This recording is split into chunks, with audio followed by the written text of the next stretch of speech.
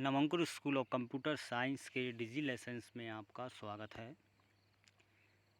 इसके माध्यम से DC and PGDCA diploma classes के सब्जेक्ट एमएस एक्सेस जो कि सेमेस्टर फर्स्ट में है, इसके यूनिट फर्स्ट में आज एक नया टॉपिक जिसका नाम है फॉरेंस की। ठीक है, फॉरेंस की के बारे में चर्चा करेंगे। इससे पहले वाले वीडियो में हमने प्राइमरी की के बारे में चर्चा की थी, इसका क्या उपयोग होता है हमारे रिलेशनल डेटाबेस में टेबल क्रिएट करने के लिए। अब इसके फॉरेंस की के बारे में हम चर्चा करते हैं। तो फॉरेंस की क्या होती है?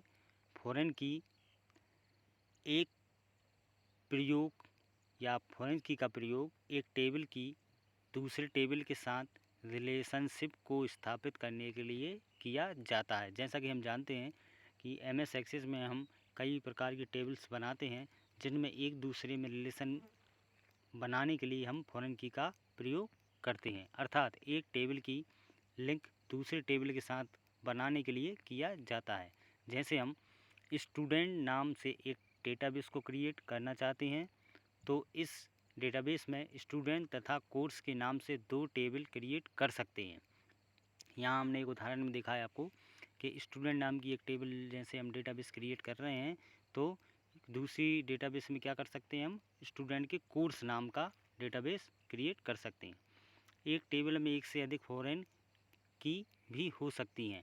एक फॉरेन की में वे मान होते हैं जो किसी अन्य टेबल की प्राइमरी की में मानों के अनुरूप होते हैं।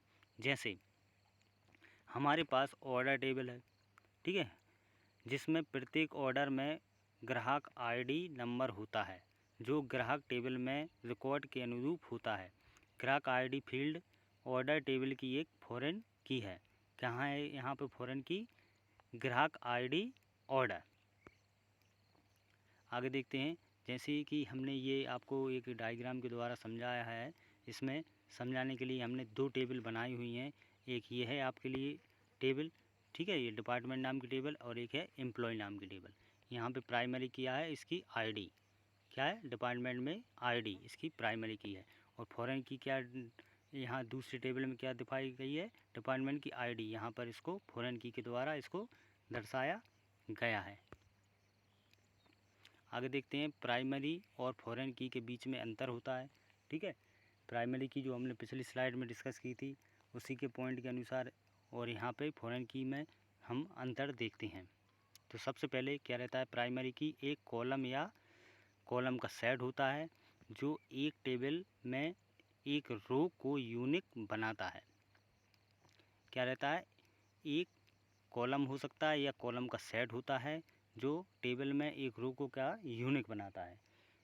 तो इसमें फॉरेन की में क्या रहता है, फॉरेन की एक कॉलम या कॉलम का सेट होता है। ठीक है, यहाँ भी वही कॉलम का सेट है, यहाँ भी, लेकिन जो दूसरी टेबल के एक प्राइमरी की या कैंडिडेट की को रेफर करता है। ठीक है, जो हमने इस टेबल इस वाले डायग्राम में देखा हुआ था, यहाँ पे क्या है, दूसरी टेबल के यूनिक को ये रेफर कर रहा है ये। तो ये क्या है, इसका मेन पॉइंट, किसका, फॉरेन की का। दूसरे पॉइंट में देखते हैं, एक टेबल में सिंगल प्राइमरी की हो सकती है। क्या है, एक टेबल में एक सिंगल प्राइमरी की हो सकती है। और फॉरेन की में देखते हैं, एक टेबल में एक से अधिक फॉरेन की हो सकती हैं। क्या रहती हैं, एक टेबल में एक से अधिक फॉरेन की हो सकती हैं। थर्ड पॉइंट है, प्राइमरी की यूनिक होती है। ठीक है, प्राइमरी क्या रहती है, यूनिक होती है। प्राइमरी की नल नहीं हो सकती। ठीक है, उसको नल पॉइंट या नल वैल्यू नहीं रख सकते हैं, किसमें, प्राइमरी की में। जबकि फॉरेन की नल हो सकती है। फॉरेन की में हम कोई भी मान रख सकते हैं, नल पॉइंट भी रख सकते हैं। फोर्थ पॉइंट, प्राइमरी की एंटिटी इंटीग्रिटी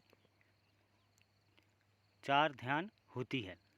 क्या रहती है, प्राइमरी की एंटिटी इंटीग्रिटी पार ध्यान होती है, लेकिन फॉरेन की रेफरेंशियल इंटीग्रिटी पर क्या रहती है, ध्यान देती है। ठीक है, प्राइमरी किस पर ध्यान देती है, एंटिटी इंटीग्रिटी पर, लेकिन फॉरेन की किस पर ध्यान देती है, रेफरेंशियल इंटीग्रिटी पर।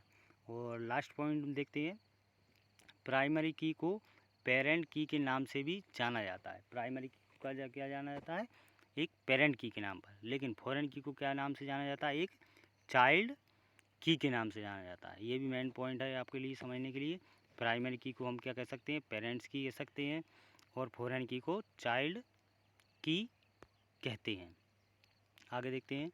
तो इस वाले वीडियो में हमने प्राइमरी की और फॉरेन की के डिफरेंस के बारे में, और फॉरेन की का क्या यूज है टेबल में, कैसे कर सकते हैं, इसके बारे में चर्चा की थी।